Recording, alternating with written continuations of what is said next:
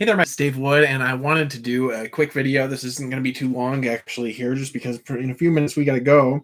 But I wanted to do a video for you about my thinking in regards to running businesses off ad strategies alone. I was just going through some training courses and stuff on Facebook ads because one of the new businesses that I'm started is going to be heavily reliant on Facebook advertising.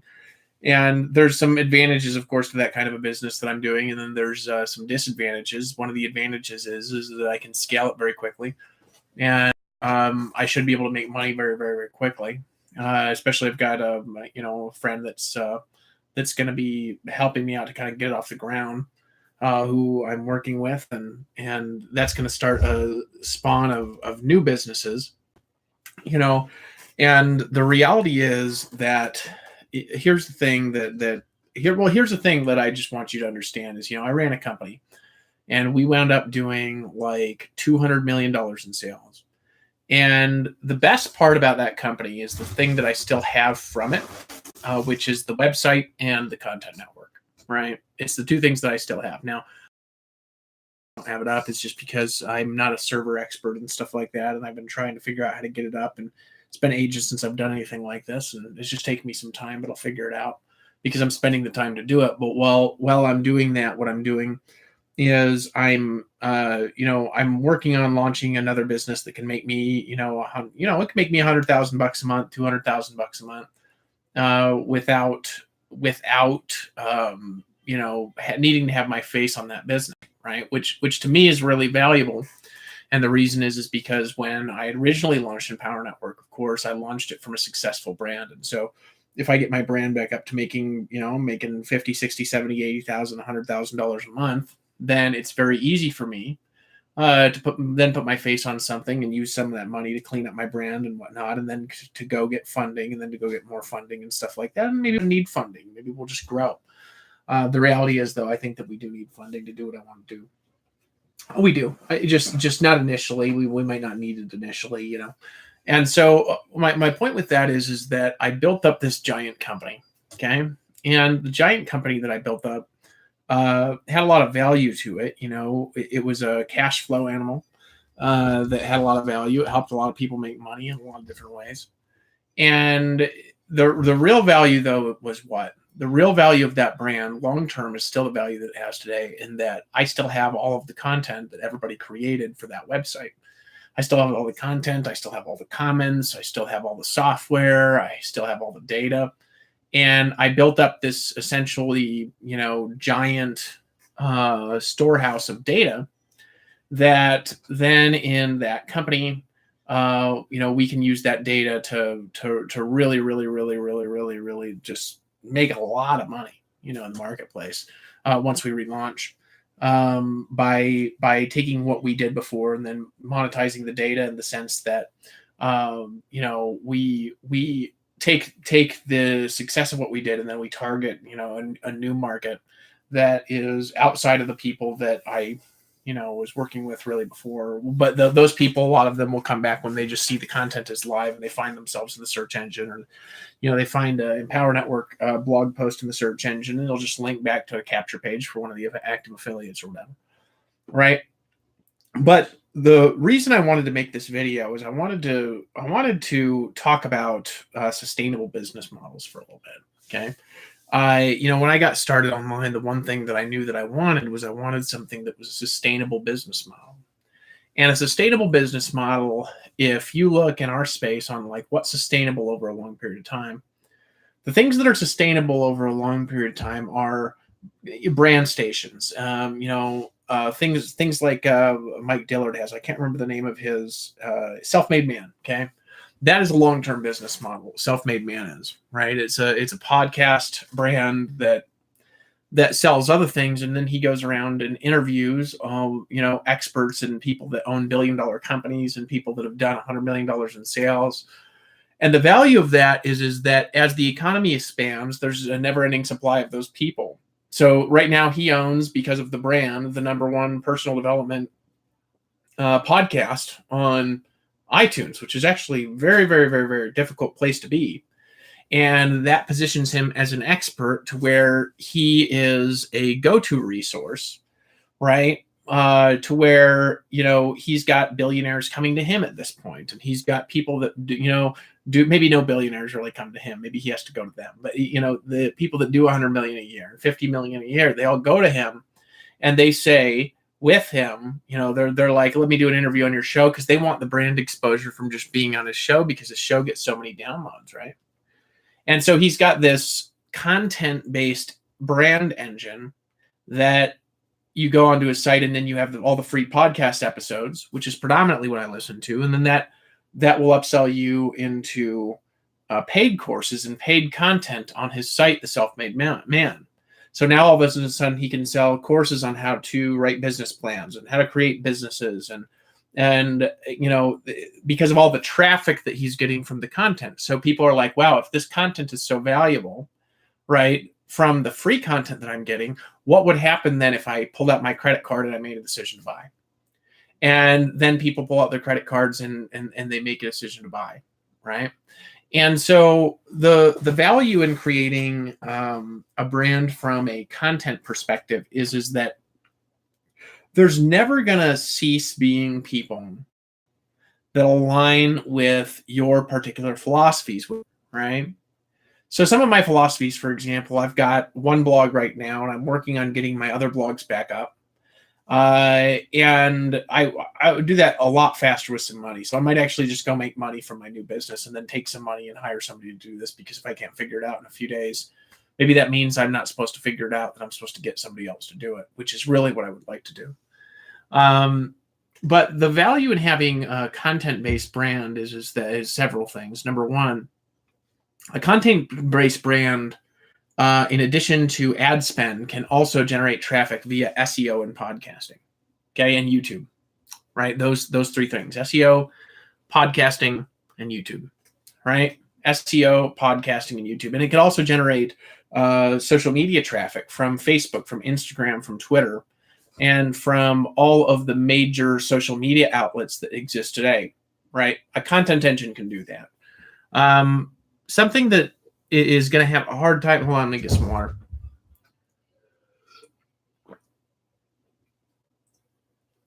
Something that you're going to have a hard time doing that for is a business model where 99% of the sales come from paid ads only, right? And the reason is that there's a lot of value in that. Like, there's value in having the paid ad model that works. It's also, in my opinion, the most difficult model to maintain over a long period of time, if that's all there is. If you take a business over, a 10-year period or something like that, and all they've got is paid advertising, well, what happens when the ad source dries up? What happens when Facebook increases their ad cost 20%, and then 20% more, and then 20% more? They got to keep adding higher ticket back end, because they're just completely dependent on this one ad source, that because of the ease of making money, it's going to have a lot of competition over the next couple of years. You know what I mean? Like, I've seen that happen with Shopify stores, for example. I see a lot of people have Shopify stores, and Shopify is a great business model. It's fantastic. And the thing with Shopify is that it continuously costs more money to get the same amount of customers, right? Unless you get into some sort of weird niche, and then you always got to find some thing, and then you're getting good results, and then somebody else finds you, and then they start knocking off your stuff. And there's people that spend millions of dollars a month on Shopify. It's a fantastic way to make money. But what happens is that the way people run these businesses is a churn and burn model. Like, they never think of running their business like a real business, right? Like, okay, so I'm making $80,000 a month with this store now, right? Like, how can I take this $80,000 a month store and turn it into a business that's going to continue making money, whether or not this ad strategy I'm using keeps working? Now, that's a trick, isn't it? Now, how could you do that? You could do that in lots of ways. You could do that, for example, by creating some sort of a residual purchase. There's a lot of things that you could do to create residual purchases, and I'm not going to cover those in the strategy. You could do those by utilizing Shopify, for example, to sell products that are kind of related to your target market for your other main business. And then you're getting a customer list of buyers, and then you're doing direct mail and email campaigns to them, right? And using that to build up another presence, or you're using that to build up a data set. Maybe you're using that business to build up a data set that, one of my friends, he hit me up and he said he has this company, it's a data company, and just the data set for that company is worth $100 million, right? So if you're using what you're using to build up data, then that could be a really successful business. Another thing that you could do is you could use that to launch into another real kind of company. And that other real kind of company that you can launch might be something that's more of a brand station. You know what I mean? So I'm always talking about things I've done right and things I've done wrong. I've done a lot of things right and I've done a lot of things wrong. This last year, for example, I was trying to build up a brand and I didn't really write up a business plan for that brand. And I didn't really think about right on the front end of that business, because it's a business. I mean, it's like anything else. It's a ministry, but it's a business. And it's just going to be one of my income sources. But we will make money. I promise you that.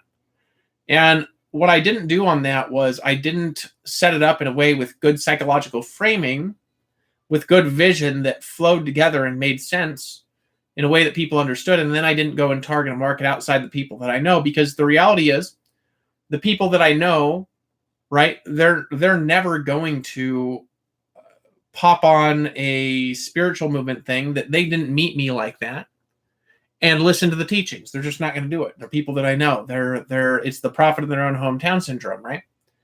So that however, that brand station, okay, will get more traffic than everybody's sites combined. It will. And it's going to take some time, and I've been working on it for a very long time, but it's good long-term thinking, right? So in the meantime, what else is going to get me a lot of traffic and a lot of money? The Empower Network content does. I've got the content from years and years and years of production from hundreds of thousands of people, and it's probably the most valuable asset that I have, right? So I can take all that content, for example, and I could rebrand a lot of it, depending on, whose site it was or whatever. We could rebrand those sites. We can utilize that to get traffic. We can set up the site and the traffic in a way to where all the traffic is redirecting towards something that's going to be making money and getting people results. I'm talking about empowernetwork.com, right? But the real value of Empower Network is a content origin. And so the other day I was answering questions on Quora. And then here's the thing that I did that I made a mistake. Because I told all you guys I was doing that and I was getting traffic from it. And I think some of my enemies went over their Quora and reported me, and then they removed my links to my King David blog, which is just ridiculous. I mean, I'm just like, so one of these days I'm going to, the universe is going to really slap some people for doing some unethical stuff to me. And I'm going to sit back there and I'm going to be laughing and laughing and laughing at them. But, I told you guys, and so they removed all my links. And so it's fine. I don't need that as a traffic source. I've got a million traffic sources. But the reality is Quora, I wanted to bring that up for a business, perspective. They've got a user content website where the users create the content that answers people's valuable questions in all niches. And then they focus on doing SEO around that business. Now, I don't think they particularly have at Quora very good upsells and things. But they're building, for example, a fantastic data set, a fantastic user base. And they could use that data set and that user base to really make a lot of money. They could sell the data. They could run ads to the data. They can do all sorts of things with that data because of the user-generated content. So very similar strategy to that which we have over at Empower Network, right? But Empower Network, obviously, the difference is that it's going to be people's content that they get for themselves, that's tied into our affiliate genealogy plan. So if you build a content, how would you build a content engine that would make a lot of sense? The first thing that you should do with building your content out is you should start with a plan that is clear.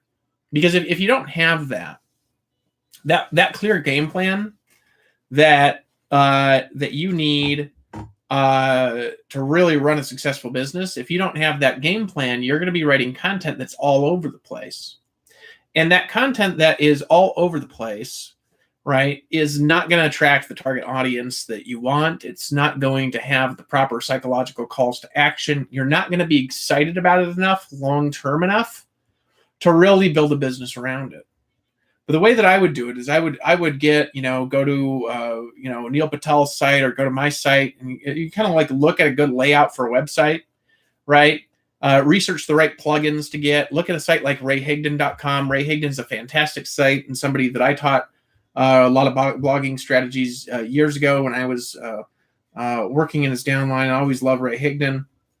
Go to somebody like Eric Worre that's made a business around creating really valuable content. If you look at what is an site like CrowdSpring, and you could get relatively cheap, design from crowdsourcing on CrowdSpring by specifying a budget that you've got, or you could go with a theme that's already easy to optimize. Like you could get Optimized Press, for example.